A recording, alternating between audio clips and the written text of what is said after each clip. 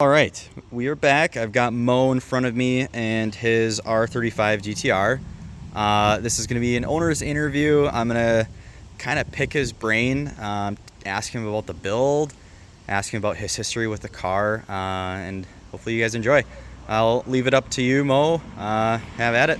Yeah, so my name is Mohammed Alibadi, and this is my 2009 Nissan GTR R35. It's full bolt-on E85, so when it was on 93, it dynoed at 630 to the wheels, and then with E85, we added that on. We removed the Cobb tuning on it. Cobb has kind of removed themselves from the platform, switched it over to Ecotech, and switched it on to E85. The E85 sensor is right underneath the battery cover, and it'll tell you what the ethanol rating is right there. And then also on the inside of the car, if you hold cancel, you're able to see the ethanol level as well. The one thing about 2009s is that they had very faulty transmissions. I am the third owner. The first owner did get it repaired underneath warranty, and then the second owner he got it upgraded, so it's a Sheps 1.5. So it's able to handle this power level. The weak point of the R35 is the torque. So you always want to keep it at 650 torque. Anything else you'll have to start upgrading your internals. But the way it is, and from people with 1500 horsepower GTRs, this is the most ideal way to have it. E85 full bolt-ons, 700 horsepower approximately, and it's zippy, it's fun, and it's been very, very reliable. Two big recent repairs that we did. We upgraded the clutches and the clutch baskets on the transmission. We looked at the gears. We took out the transmission, sent it out to Sheps. They did a full tune-up, if you will, on the trans. The trans was then received. Haven't had any problems since. The other big repair was, so the engine bay is very tight, and so what happened was the return turbo line on the passenger side turbo became loose and leaked some oil. And at that point, we had to drop the engine in order to replace that one return line. While we had it out, we upgraded all the belts, or not upgraded, we refreshed all the belts, any gaskets, anything, all the maintenance items that the tuning shop recommended. I never held back on this car. I never, penny pinched or anything like that on this car. Well taken care of. Like I said, I'm the third owner. How long have you had it? So I've had this car for 5 years. And then I purchased this car from an owner in Knoxville, North Carolina, and he enjoyed it on Road Atlanta. And the reason why I purchased it from him, knowing that he was meticulous about taking care of it, he always flushed the fluids. He was very good about it. I mean, the car is meant to be on the track, and he took care of that. All the receipts go all the way back to the very first owner. You'll see the original sales receipt of this car.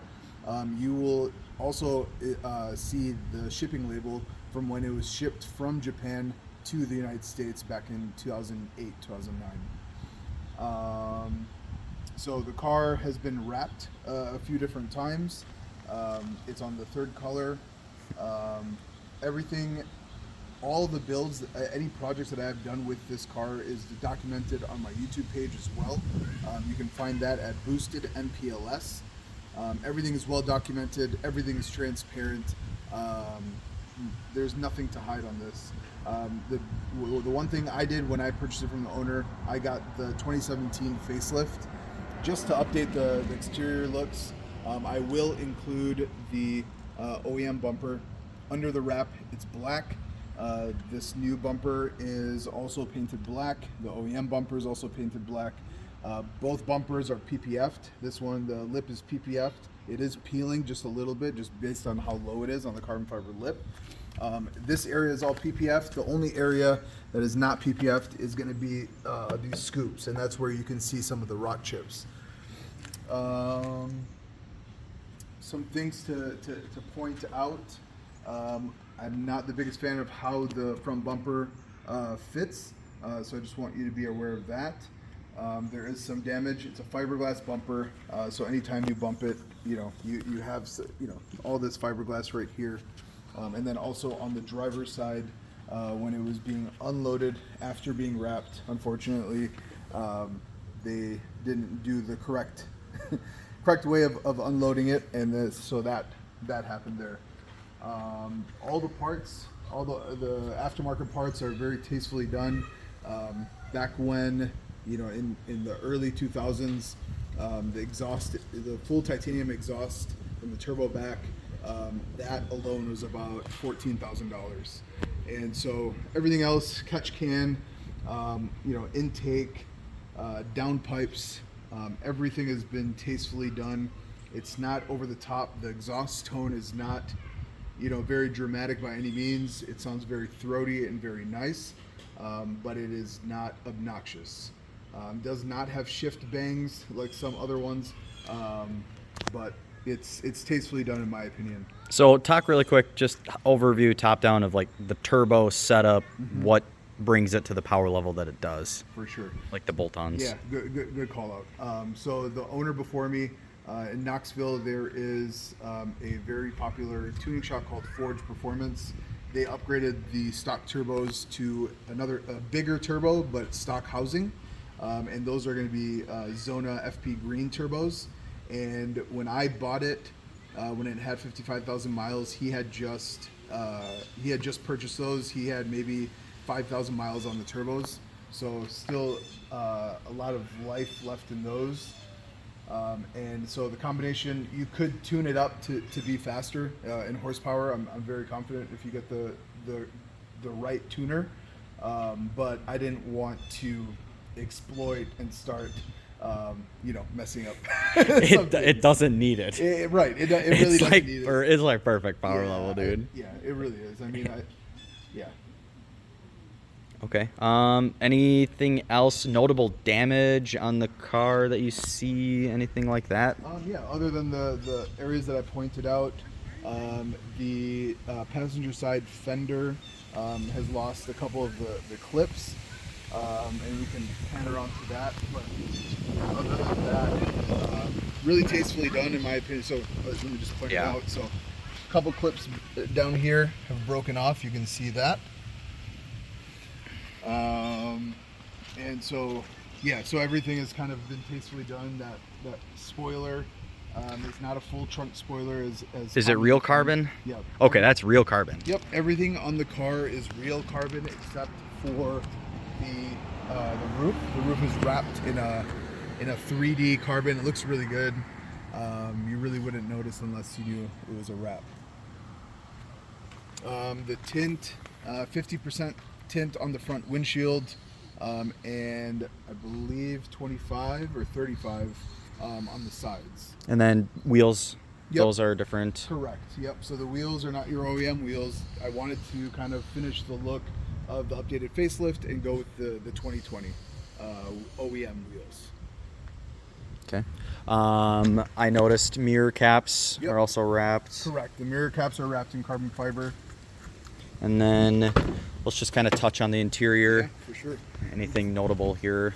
Nothing too notable other than the phone mount. That's really all that's done in the interior. Are the paddles? Those are factory paddles? No. So good call out. So those paddles are oversized. The OEM ones are pretty small. I have fat hands, and so that is a lot easier for me to grab. You will see your typical wear and tear. There's scratches on the over by the mirror. The trim panels, panel, as well on the driver's side, and then some peeling up by the infotainment system. Again, it's a 2009 car, but kept meticulous. Never driven in the winter time. I've changed the oil every 5,000 miles. The transmission, whenever I take it to a track day, I change the transmission if it gets too hot. Otherwise, I change it. I changed it in my ownership 2 times. Recommended to change it every 40 to 60,000 miles, but I've changed it twice. Suspension. Suspension is so it's on. So OEM, it comes with Bilstein shocks, and so I put it on the KW sleeve kit. And the reason why I did that was twofold. One, to lower the stance of the car, but also to retain your R option for your comfort mode. So it still communicates electronically with the car. With a standalone coilover system, you're not able to achieve that. I have upgraded the brake rotors and the brake pads. I've replaced the rotors and the pads once in my ownership. Still plenty of life on the pads, hawk pads, and hawk rotors. Front and rear white line sway bars, so that helps keep the rigidity of the vehicle. Carbon fiber trims over here. These were 3D printed. You can't. If you look at any GTR with a carbon fiber trim right here, this is always left unbadged.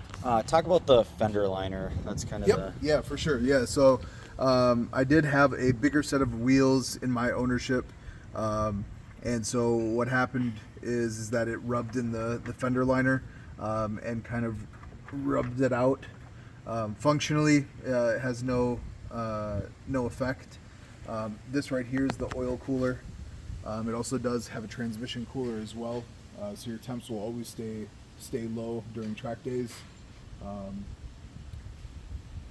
Yeah, on both sides the fender liner has been worn out. There are brake ducts that force the air from the front bumper to cool your brakes, so your brakes will always stay cool as well. why are you selling it? I've owned it now for 5 years. I did get another project, an FDR7, that will take a lot of my attention and provide a lot more content for my channel. And so it's time to let go to the right owner. I mean, I think I've cared a lot about this car, and for it to go to a good owner, and I know Cars and Bids it's full of enthusiasts. So I'm hoping that it goes to a good home. But it's time. Cool.